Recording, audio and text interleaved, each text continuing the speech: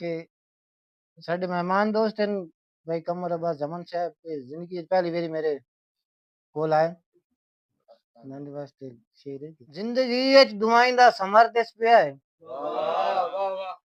زندگی ای دعائیں دا سمر دس پیا ہے جن ڈھڈیندا ودا مو بشر دس پیا ہے سکھ دی اکھی تے دل نوں سکون آ گیا ہے جڑا کاشف دے در تے کمر دس پیا بڑے پر زور استقبال نال تاڑیاں دی کڑکار دے وچ تشریف لے آمدن جناب ڈاکٹر قمر عباس زمن صاحب. اعوذ باللہ من الشیطان الرجیم بسم اللہ الرحمن الرحیم. جملہ واجب القدر واجب الاحترام میرے تمام سینئر شراح صاحب اور جملہ باپ دوستانو بندہ ناچیز ڈاکٹر قمر عباس زمن دا محبتہ چاہتا برے السلام علیکم. میں استاداں تو اجازت لیندے ہویا استاداں نے شعر تو آغاز کرے سا کہ کیتے کدی نہیں لکھے بیل دے وچ کہیں جو فرمایا ٹھیک ہے. بڑی مہربانی. کیتے کدی نہیں لکھے بیل دے وچ کہیں جو فرمایا ٹھیک ہے. کہیں کیتا کرم تا بسم اللہ کہیں کھوٹ کمایا ٹھیک ہے. اور موڈے نال ندیم بھی لپیاں دے ہر دور نبھایا ٹھیک ہے. کہیں بدیاں پٹیاں زخماں تے کہیں لون وگایا ٹھیک ہے. بڑی مہربانی بڑی مہربانی. واصف بھائی رد کر نہیں میری عرضیاں نو میرے نال منی مینوں معافیاں دے. رد کر نہیں میری عرضیاں نو میرے نال منی مینوں معافیاں دے. دلوں کڈ کے رنجیاں روسیاں نو بائی وال منی مینوں معافیاں دے.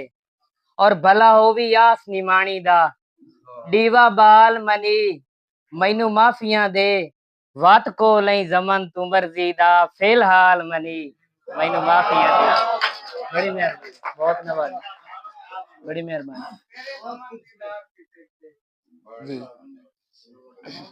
بھائی مدثر صاحب ہوراں دا حکم ہے کہ تیرے زمن دیدار دی سکھ دے وچ تیرے تھیں دیاں پھریاں گلیاں.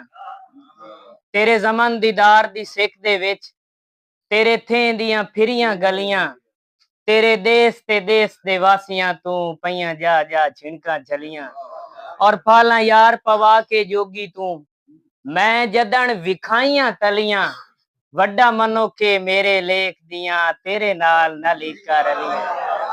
بڑی مہربانی بہت نوازی بڑی مہربانی بڑی مہربانی بہت نوازی بڑی مہربانی. چھاں کیتی ہے ہر ویلے لگدیاں تے دتی لگن کداں نہیں دھوپے. سجڑاں دے حکم تے کس گیاں چایا سیر نہیں کیتی چوپے.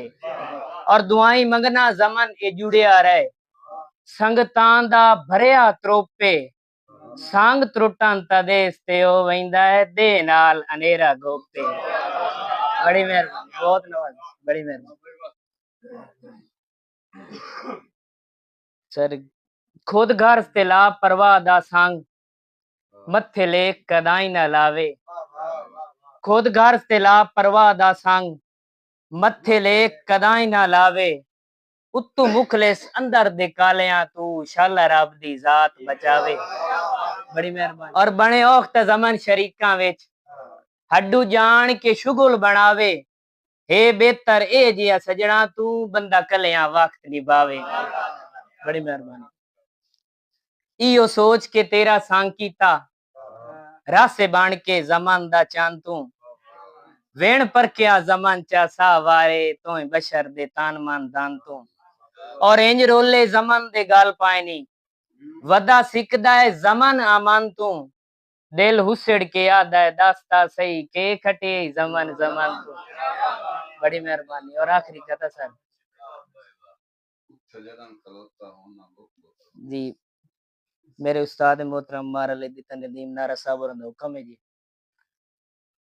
سانگ پھٹے ہوئے جدن بھی یاد ہم دن ہنجوان دے یار پرونا بوک بوک رونا. بڑی مہربانی سر بہت نوازش. سانگ پھٹے ہوئے جدن بھی یاد ہم دن ہنجوان دے ہار پرونا بوک بوک رونا. لتھے ابرے سکھ دی سولی تے سجنا دی شکل نو لونا بوک بوک رونا. और बेवसियां अपनियां सदरां नू हथी अपने जमन में कोना बोक बोक रोना जिन्ना जाते बवण उठीवण हा उत्थे जदन खलोता होना बोक बोक रोना। बड़ी मेहरबानी, बहुत नवाज, बहुत नवाज। आखिरी सर कथा। जल्ले बोत नू रोल के डिठा है, तोते वांगू बोल के डिठा है। जल्ले बोत नू रोल के डिठा है, तोते वांगू बोल के डिठा है। मेरा मोड़ भी नहीं बने आओ फुल्ला नाल भी तोड़ के।